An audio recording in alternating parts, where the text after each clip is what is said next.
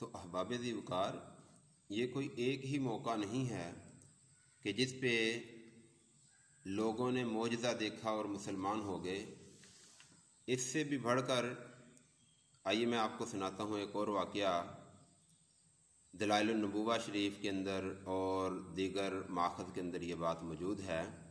حضرت عبداللہ بن عمر رضی اللہ تعالیٰ عنہ اپنے والد سے روایت کرتے ہیں کہ ایک مرتبہ ہم سرکار دو عالم صلی اللہ تعالیٰ علیہ وسلم کے گرد جمع تھے، بیٹھے ہوئے تھے، اور آپ تصور کریں کہ وہ کیا منظر ہوگا جب پیارے آقا علیہ الصلوۃ والسلام کی صحابہ کرام بیٹھ کے زیارت کیا کرتے تھے۔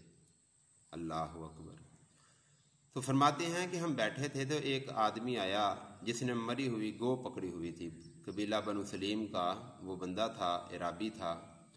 اس نے آ کر پوچھا کہ آپ ان کے گرد کیوں جمع ہیں؟ تو صحابہ کرام نے بتایا کہ یہ اللہ کے نبی ہیں، دعوی نبوت انہوں نے کیا ہوا ہے۔ جب وہ آیا تو اس نے آ کر کے دیکھا، آتے ہی وہ آگ بگھولا ہو گیا اور کہنے لگا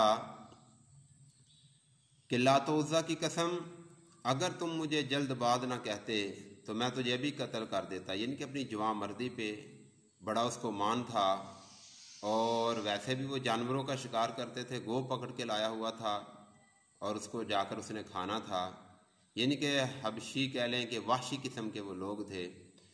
تو حضرت عمر رضی اللہ تعالیٰ عنہ کو بڑا غصہ آیا اور آپ نے فرمایا، عرض کیا، یا رسول اللہ صلی اللہ تعالیٰ علیہ وسلم، اگر آپ کہیں تو میں اس کو قتل نہ کر دوں؟ تو پیارے آقا علیہ الصلوۃ والسلام نے فرمایا، عمر رک جاؤ، بردباری ہی تو نبی کی شان لائق ہوتی ہے، شان کے لائق ہوتی ہے۔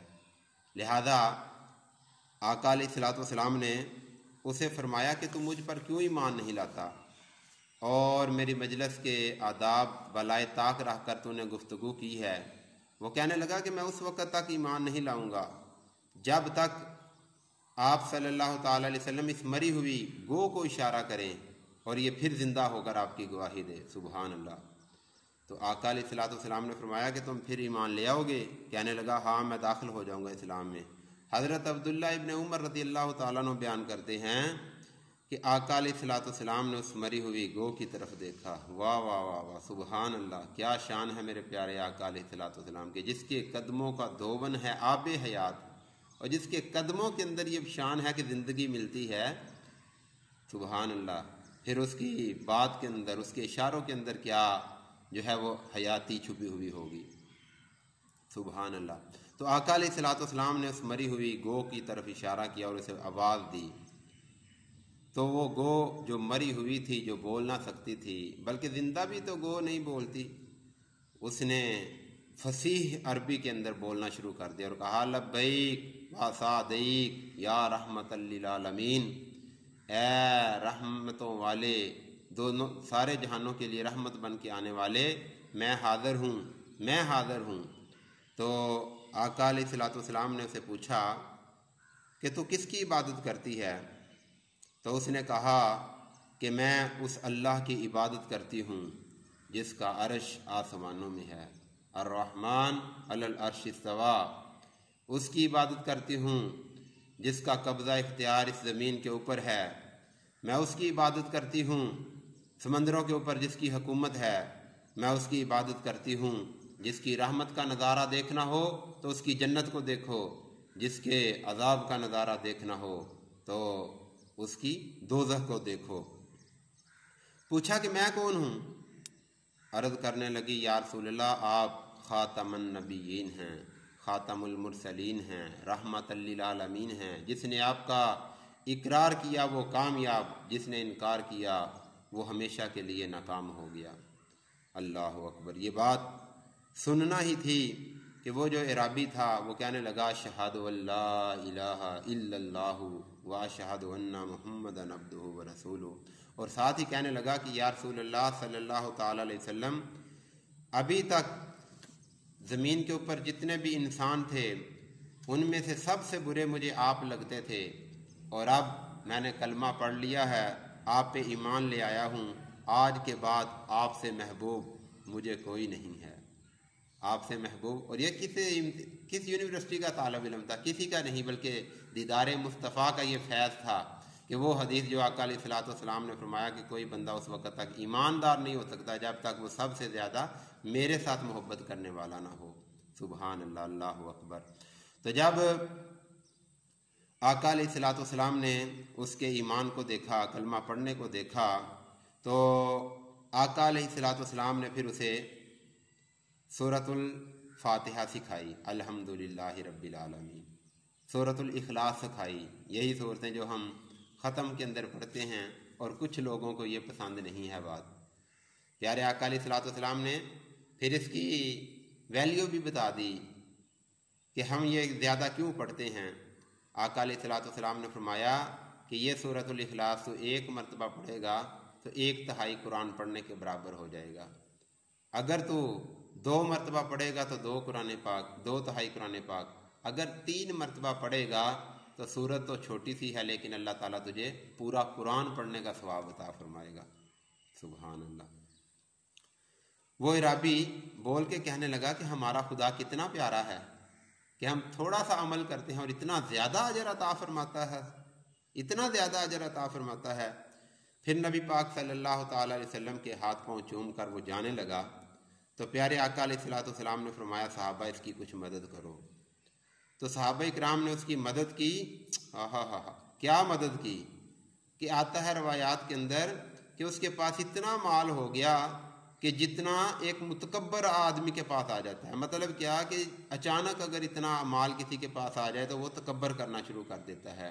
और इसके बाद फिर हज़रत अबू अयूब अंसारी रज़ी अल्लाह ताला अन्हु की वो ऊँटनी तो मुझे कभी नहीं भूलती कि जिसके बारे में खुद ही तारीफ़ें की हज़रत अबू अयूब अंसारी रज़ी अल्लाह ताला अन्हु ने, और कहने लगे, या रसूलल्लाह मेरे पास एक ऐसी ऊँटनी है जो बाद में चलना शुरू करती है, पहले जो ऊँट जा चुके होते हैं वो उनको क्रॉस कर जाती है। उसकी ये सिफत है कि वो फ़ारसी ऊँटों से जो वो छोटी है और अरबी ऊँटों से वो बड़ी है, 10 माह की वो हामला भी है और बड़ी तेज़ रफ्तार है। तो प्यारे आका अलैहिस्सलाम ने अबू अयूब अंसारी रज़ी अल्लाह ताला अन्हु को फरमाया, अबू अयूब तूने अब अपनी ऊँटनी की तारीफ़ कर दी है जो इसको देने वाला है, अब जो अल्लाह ताला तुझे ऊँटनी अता फरमाएगा उसकी तारीफ़ ज़रा मैं करके तुझे बता देता हूँ कि वो कैसी होगी। वाह वाह वाह, सुभान अल्लाह। कहा कि वो सुराखदार मोतियों की ऊँटनी मिलेगी जिसके पाँव ज़बरजद के होंगे और इस पर करेब और रेशम का कजावा रखा हुआ होगा और वो तुम्हें लपकने वाली बिजली की ही तेज़ी से, तूने तो कहा है कि वो ऊँटों को क्रॉस करती है और जल्दी से जो है वो सफ़र तय करती है, लेकिन तुझे जो ऊँटनी मिलने वाली है वो बिजली से भी ज़्यादा तेज़ भागेगी और इतनी तेज़ होगी कि तुझे पता भी ना चलेगा, तुझे पुलिस रात को पार करवा देगी।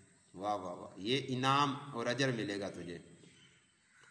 फिर वो इसी ज़िमन के अंदर ही आगे चलो, ये मैं बात अब मुकम्मल कर देता हूँ, ये मौजूदा प्यारे आका अलैहिस्सलाम का। और एक इराबी ही इस गो के बोलने पे मुसलमान नहीं हुआ था, बल्कि प्यारे आका अलैहिस्सलाम का ये अब इराबी जो सहाबी बन चुका था वापस गया तो इसने देखा कि इसके कबीले के 1000 बंदे तलवारें लेकर आए हुए हैं बाहर।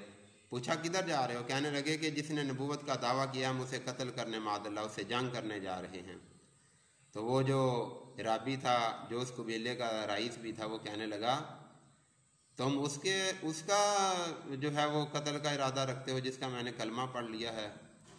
उसने कहा कि अगर मकसूद तुम्हें दोनों आलम में आराम है उसका नाम थाम लो मोहम्मद जिसका नाम है। उसे कत्ल नहीं बल्कि उसके पाँव चूमो जाके। और फिर सारा वो वाक़या सुनाया कि किस तरह वो गो जिंदा हो गई। तो वो सब लोग आए और सब ने आकर के कलमा पढ़ लिया और सारे के सारे मुसलमान हो गए। रवायात के अंदर आता है ये पहला वाक़या है कि जिसके अंदर 1000 बंदा एक टाइम पे मुसलमान होकर मेरे आका अलैहिस्सलाम के कदमों में गिरा है। और प्यारे आका अलैहिस्सलाम के पास आए तो आपके हाथ चूमने लगे, पाँव चूमने लगे। ये हाथ चूमना, ये पाँव चूमना आज की इजाद नहीं है, ये वो लोग भी चूमा करते थे जो नए नए मुसलमान हुआ करते थे। सुभान अल्लाह। तो उन्होंने आका अलैहिस्सलाम के हाथ पाँव चूमे तो अर्ज़ किया कि हमारे लिए क्या हुक्म है। तो क्योंकि वो लोग जंगजू थे और वहशी किस्म के वो लोग थे तो आका अलैहिस्सलाम ने उनको खालिद बिन वलीद के झंडे के नीचे जमा फरमा दिया कि तुमने खालिद बिन वलीद के झंडे के नीचे रहना है।